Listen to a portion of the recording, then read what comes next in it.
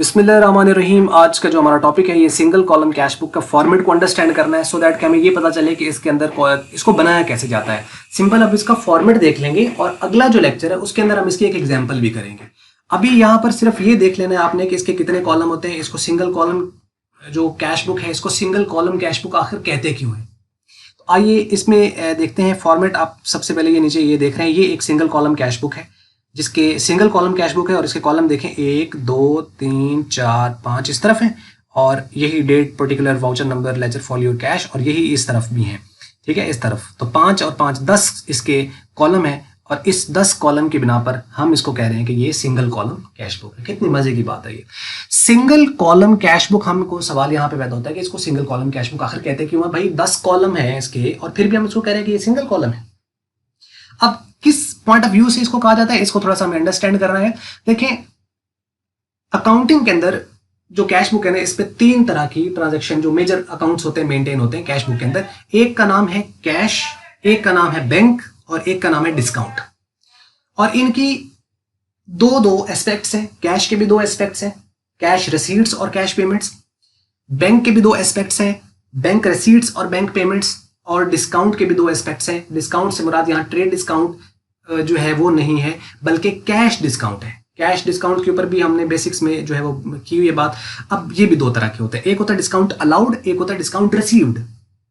अब ये कुल मिलाकर 6 बन जाते हैं ना एस्पेक्ट्स, लेकिन अगर इसको हम ओवरऑल इसकी कैटेगरी को देखें तो 3 ही कैटेगरीज बनी, एक कैश, एक बैंक, एक डिस्काउंट। अब इन्हीं 3 कैटेगरीज की बेस पर इसके कैश बुक के नाम है। मतलब अगर ऐसी कैश बुक जिसके अंदर सिर्फ और सिर्फ हम कैश को मेंटेन कर रहे हैं, यानी कैश का कॉलम है, उसको हम कहते हैं सिंगल कॉलम कैश बुक। और जिसके अंदर हम कैश के साथ बैंक को भी मेंटेन कर रहे हैं, तो अब एक कैश हो गया और एक बैंक हो गया, अब हो जाएगा डबल कॉलम। मतलब कॉलम गिन के हम इसको नहीं कह रहे, किस पॉइंट ऑफ व्यू से कह रहे हैं कि इसके अंदर आने वाला अकाउंट कौन सा है उसका कॉलम। तो कैश का कॉलम और साथ बैंक का कॉलम तो डबल कॉलम हो गया। और अगर डिस्काउंट को देखें तो कैश, बैंक, डिस्काउंट, तो वो बन जाएगी ट्रिपल कॉलम कैश बुक। तो वो अलग बात है कि कैश का भी कॉलम है तो कैश के भी 2 कॉलम है। अगर आप यहां पे गौर करें तो खाली हम कहें जी कैश है तो कैश का ये भी कॉलम है और कैश का तो ये भी कॉलम है, तो 2 हो गए। ये 2 एस्पेक्ट्स हैं, लेकिन हम इसको सिंगल कॉलम क्यों कहते हैं? From the point of view of the account that we are maintaining. तो वो क्या है, वो सिर्फ हम कैश को मेंटेन करें, उस पर्सपेक्टिव से इसको नाम दे दिया गया है सिंगल कॉलम कैश बुक का। तो कंफ्यूज नहीं होना है इसके अंदर कि जी ये सिंगल कॉलम कहां से है, 10 कॉलम वाले को सिंगल कॉलम हम क्यों कह रहे हैं, तो वो मैंने आपको बात बता दी है।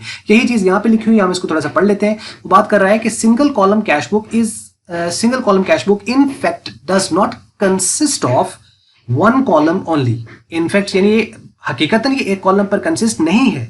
इट इज सेड, ये इसलिए कहा जाता है it is said so because it has 1 column for cash, क्योंकि इसका एक कॉलम होता है कैश का, यानी कैश मेंटेन हो रहा है, that's why it means that it has only cash column, no bank column, no discount column। इसमें कैश है लेकिन बैंक और डिस्काउंट नहीं है। however on both side debit and the credit it has the same column। Debit side पे भी यही वाला कॉलम है और क्रेडिट साइड पे भी यही कॉलम होगा। वो अलग बात है कि ये रिसीट का होगा, ये पेमेंट का होगा।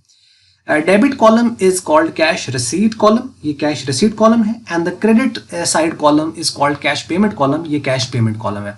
तो अब ये इसका फॉर्मेट होगा। हम सबसे पहले ऊपर लिख देंगे यहाँ पर ये वैसे लिखा हुआ है specimen for the single column cash book, यानी उसका एक इस तरह का एक स्पेसिमेन सा है, एक सैंपल आप समझ लें इसको।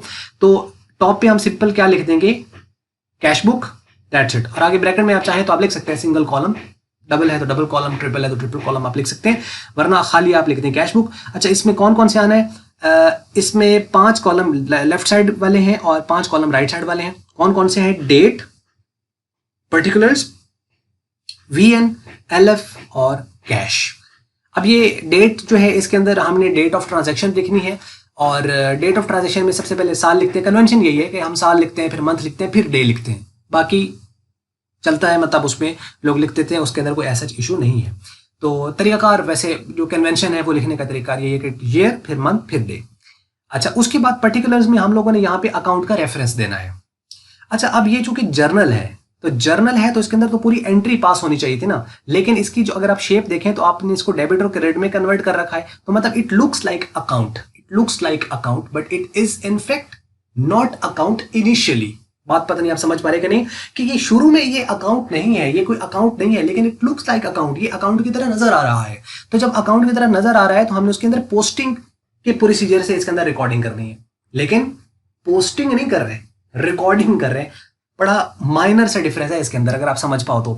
मतलब ये स्पेशल जर्नल है या स्पेशल बुक है जिसके अंदर डायरेक्टली चीजें इसी में रिकॉर्ड हो रही हैं, इस वजह से हम इसको जर्नल कह रहे हैं। दैट्स वाई कि हम नरेशन लिख रहे हैं। अगर ये खाली लेजर होता या अकाउंट होता तो फिर नरेशन ना लिखते, इसके अंदर नरेशन लिखी जाती है। लेकिन जब इसके अंदर रिकॉर्डिंग करनी है तो तरीकाकार ऐसे है जैसे हम अकाउंट में रिकॉर्ड करते हैं, यानी रिकॉर्डिंग करनी है अकाउंट के तरीकाकार से, लेकिन चूंकि डायरेक्टली रिकॉर्ड हो रही है इस वजह से ये जर्नल है, एंड दैट्स वाई हम इसके साथ नरेशन भी लिखेंगे। तो क्या होगा, सपोज करें आपकी ट्रांजेक्शन हुई है जी कि आपने कैश पर चीजें बेची हैं, तो एंट्री हुई होगी cash account to sale account. अब कैश यहाँ पे डेबिट हो रहा है, इस तरफ आप लिखेंगे और सेल का रेफरेंस आप यहाँ पर देके सेल्स अकाउंट, और उसको आप यहाँ पे रकम लिख देंगे। जो डेट होगी डेट लिखेंगे और यहाँ पे उसके रेफरेंसेस आते जाएंगे, यानी क्रेडिट के रेफरेंसेस आते जाएंगे और रकम यहाँ डेबिट में आती जाएगी। जैसे हम अकाउंट में पोस्टिंग करते हैं, तरीकाकार वो है। तो यहाँ पे VN जो है ये वाउचर नंबर है, क्योंकि हर ट्रांजैक्शन का वाउचर होता है। तो जर्नल के अंदर आपका वाउचर नंबर होता है, मतलब उसका बताया जाता है कि ये जो ट्रांजैक्शन रिकॉर्ड की गई इसका कौन सा वाउचर नंबर जिसकी ये रिकॉर्डिंग है, एज अ प्रूफ। तो वाउचर क्या होता है, यानी एक रसीद है, इनवॉइस या रसीट जो भी है वो आप उसका रेफरेंस जो भी उसके ऊपर नंबर लिखो तो वो यहाँ पे लिखेंगे। लेजर फॉलियो जब आप उसको पोस्ट करते हैं आगे एक अकाउंट के अंदर तो उसका जो रेफरेंस होगा वो यहाँ पर आएगा। हम यहाँ पर एकेडमिकली इन दोनों को खाली छोड़ देंगे क्योंकि दोनों ही हमारे पास नहीं होने, हम सिर्फ इसकी डेट लिख रहे होंगे और यहाँ पर इसके जो पर्टिकुलर्स हैं वो लिखेंगे और अमाउंट लिखेंगे। बाज़ दफ़ा वो डेट भी नहीं देता, तो अगर डेट नहीं देता तो हम इसको भी खाली छोड़ देंगे, लेकिन ये वाला पर्टिकुलर्स वाला और कैश इसको हमने लिखते चले जाना है। ये हो गए इसके 5 कॉलम डेबिट साइड पे, और यही कॉलम इस तरफ भी हैं। ये देखें, date particular voucher number ledger folio cash debit side, और date particulars voucher number ledger folio और कैश क्रेडिट साइड पर। इस तरफ आपने पेमेंट्स रिकॉर्ड करते चले जाने हैं और इस तरफ आपने इसकी रसीट्स रिकॉर्ड करते चले जाना है। रसीट्स का क्या मतलब है कि इस तरफ हमारे पास इतना कैश आ रहा है, जहां जहां से कैश आ रहा है, मतलब आपने सेल किया है उसकी वजह से कैश आपके पास आ गया है, या आपने डेटर से पैसे रिसीव किए हैं आपका उसका कैश आ गया है, या आपको इंटरेस्ट रिसीव हुआ है उसका आपका आ गया है, कमीशन रिसीव हुआ है उसका आ गया है, डिविडेंड आपको रिसीव हुआ है उसका आ गया है।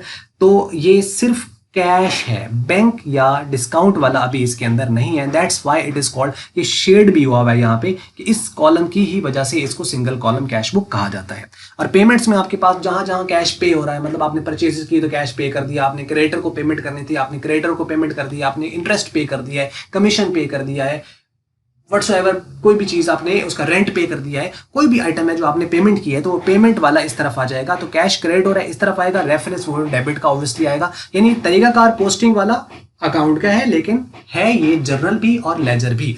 उसके साथ साथ यहाँ पे नरेशन भी आपको स्पेस मिले तो यहाँ लिख सकते हैं, वरना उसके साथ आप हर अकाउंट के ऊपर आप उसका नंबर दे दें और नरेशन को यहाँ पे 1 2 3 4 अगर आप नंबर जो भी देते जा रहे हैं यहाँ उसकी नरेशन बाहर भी आप लिख सकते हैं। ये है इसका तरीकाकार। तो ये था इसका फॉर्मेट। अब हम आगे इसकी एक एग्जाम्पल जो है वो भी करते हैं और उससे काफ़ी कुछ मजीद क्लियर हो जाएगा। तो उम्मीद करते हैं कि सिंगल कॉलम कैश बुक जो है वो आपको समझ लगी होगी और ये भी पता चल गया होगा कि हम सिंगल कॉलम कैश बुक को सिंगल कॉलम कहते क्यों है। तो ये थी जी ये वीडियो। अगर आपको मल्टीमीडिया की वीडियो अच्छी लगी तो उसको आप लाइक कर लें, शेयर कर लें दूसरों के साथ। अगर आपको अच्छी नहीं लगी तो उसको आप डिसलाइक कर दें। और वीडियो देखने का शुक्रिया।